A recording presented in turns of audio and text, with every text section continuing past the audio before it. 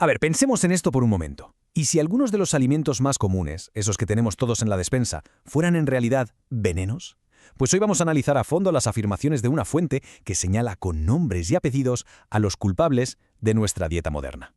La pregunta que plantea la fuente es brutal.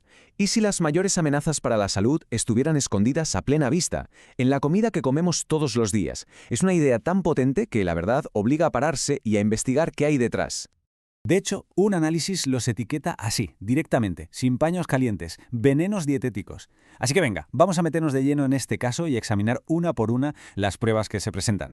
Empezamos por el meollo de la cuestión, por lo que la fuente identifica como los venenos de la dieta moderna.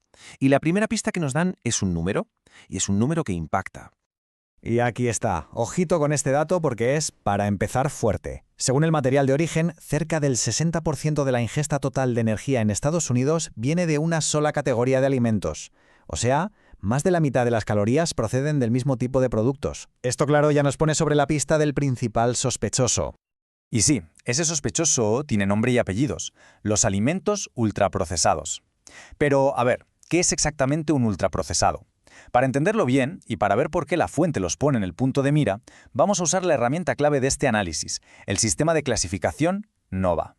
El sistema NOVA, para que nos entendamos, es como una regla que mide cómo de toqueteado industrialmente está un alimento.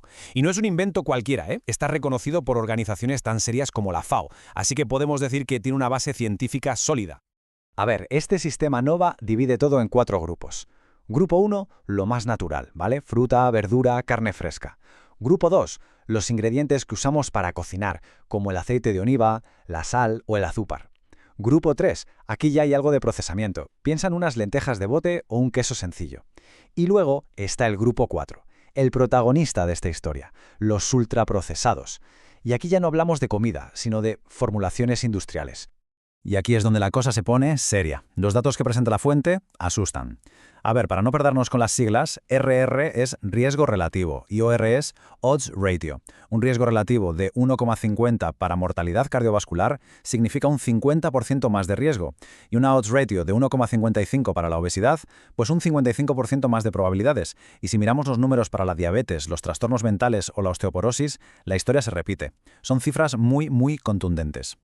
Vale, ya tenemos al cerebro de la operación, los ultraprocesados. Ahora vamos a por los sospechosos individuales.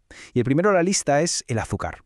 La fuente lo llama, y la verdad es que la expresión es buena, el dulce engaño. Y el historial delictivo del azúcar, según esta fuente, es larguísimo. O sea, es una auténtica cascada de problemas. Lo relacionan con lo que ya nos suena, ¿no? Obesidad, diabetes tipo 2, problemas de corazón. Pero es que va mucho más allá. También se le asocia con un peor estado de ánimo, con depresión, ansiedad y con esa inflamación crónica que es como tener el cuerpo siempre en alerta y que, claro, debilita las defensas. Siguiente sospechoso en el banquillo, los lácteos modernos. Y este es un caso complicado, de los que generan muchísimo debate. Hay argumentos muy potentes a favor y en contra. Para entender de dónde viene tanta polémica, la fuente nos invita a subirnos a la máquina del tiempo. Y es que originalmente, en el Neolítico, la leche fresca era tóxica para los adultos, tal cual. Hasta que hace unos 7500 años, ¡zas!, aparece una mutación genética en Europa que lo cambia todo. Pero ojo, que incluso hace relativamente poco, a finales del siglo XIX, aquí en España, la leche era algo para niños y enfermos. Poca cosa, nada que ver con la producción industrial global que tenemos hoy en día. Y aquí se ve el cara a cara perfectamente. En una esquina, los defensores es una fuente genial de calcio y proteína. En la otra, los detractores. Bueno, el calcio de la col rizada se absorbe mejor, y además hay estudios que lo vinculan con ciertos tipos de cáncer. Pero al final, la pregunta clave, el meollo de todo esto, es: ¿lo que tomamos hoy es un alimento natural o es ya un producto altamente procesado más? Y llegamos al último gran sospechoso de esta investigación, el trigo moderno. Aquí la acusación principal de la fuente es clara: el trigo que comemos hoy no tiene nada, pero que nada que ver con el de nuestros antepasados. Vamos a ver el porqué. Pensemos en el pan de antes, el de verdad. El grano se dejaba en remojo, germinaba, fermentaba durante horas, días, con masa madre. Todo ese proceso, que era pura alquimia, eliminaba antinutrientes. ¿Y ahora? Ahora es un proceso industrial súper rápido. Levaduras que actúan en minutos, aditivos químicos para acelerarlo todo. Se saltan todos esos pasos tan importantes. La diferencia, como se puede imaginar, es abismal. Pero la cosa no acaba en la panadería, no. El cambio empieza en el campo. Según la fuente, las prácticas agrícolas modernas han hecho que el trigo tenga mucho más gluten que antes. Además, las variedades de ahora tienen más de unas proteínas llamadas ATIs que pueden provocar inflamación. Y para rematar, se habla de la gliadina, otra proteína del trigo, y su posible relación con el aumento de la permeabilidad intestinal, eso que a veces se oye como intestino permeable. Y aquí viene la que es probablemente la afirmación más potente de todo el análisis. La fuente presenta esta cita. ¿De qué agarrarse? Dice que las proteínas del trigo se convierten en algo llamado exorfinas y que éstas se pegan a los receptores opioides del cerebro. El efecto, según citan, es similar al que sienten los adictos a la heroína. O sea, una comparación brutal. Desde luego, es una afirmación que como mínimo te hace pensar. Bueno, pues después de revisar todas las pruebas presentadas por la fuente contra cada uno de los sospechosos, llega el momento del veredicto.